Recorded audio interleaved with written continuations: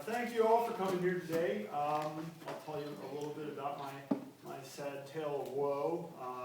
Back in 2000, I was in graduate school, and like Molly was saying, I started getting bruises that just didn't go away, and I got colds that I just couldn't seem to shake.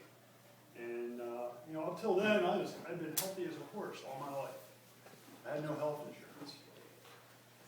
One day I was out working in the driveway, and something gave way in my leg, and it started to swell up. About midnight, I was freaking out. My leg apparently I had bled, several units of blood into my leg, and I got rushed to the hospital and spent the worst night of my life, listening to some kid down the hall screaming, wondering what the heck was the matter with myself, and got a diagnosis of chronic myelogenous leukemia, or as I used to like to call it, the beast.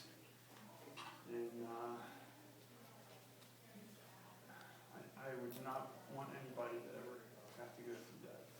It was hard. I had no insurance. I didn't know what to do. I got information from the Leukemia Lymphoma Society. Some friends of mine tried to help me, went to the library and got a book out of the library. Well, that book was about 5 years old. At that point in time, CML was pretty much at the death sentence. The diagnosis was you had 2 to 5 years. It was slow acting, but it was inevitable. 2 to 5 years, you'd be dead. The only cure at the time was a bone marrow transplant. So I did that.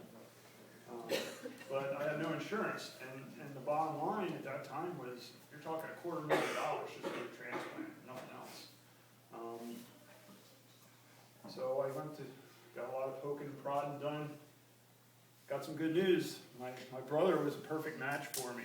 That was one of the best days of my life. I went outside and said a little prayer, dancing in the grass.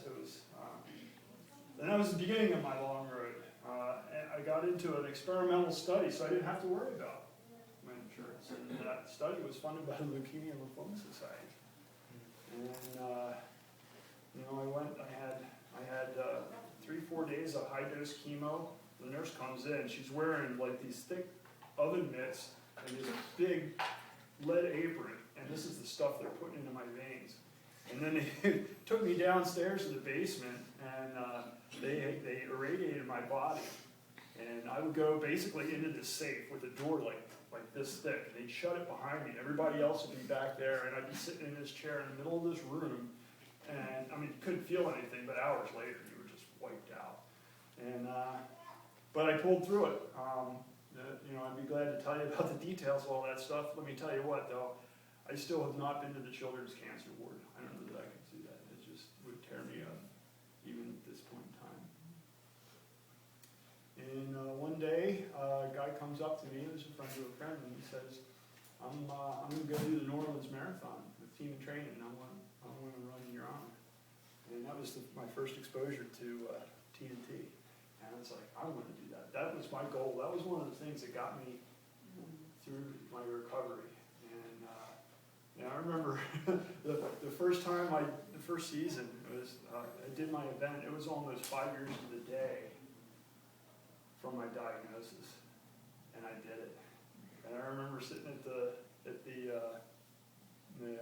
Costa party beforehand and watching Lynn's face when I stood up and said, I had gone through all of that. It was hilarious. Anyway, it's a hard, cruel world out there, folks. And when you're a cancer patient, you're at the brunt of it.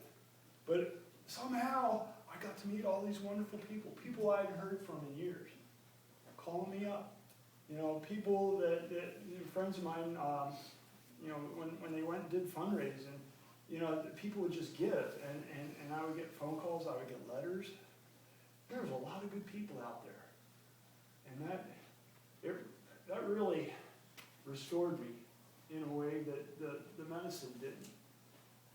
It gave me the will to fight, and that's why I do this every year. I've been doing it for several years now. There are a lot of good people, and if you look around this room, you'll see some of them right here. And it's a privilege for me to be involved and to meet you guys and run with you. And